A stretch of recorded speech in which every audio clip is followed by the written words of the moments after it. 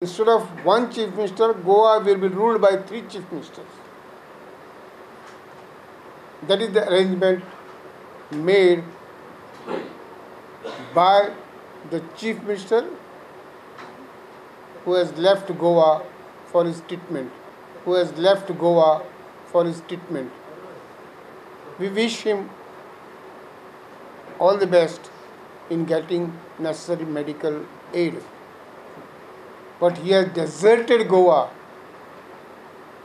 and gone, keeping 3 members as virtually 3 ministers. And that is because he does not trust anybody. It's very clear. Files move as per rules of business of government of Goa, starting with director up to chief minister. Now, for this purpose, rules of business of government of Goa has been modified, changed, amended, without which this structure cannot exist. How the file will go interchange with these 3 people, anybody knows?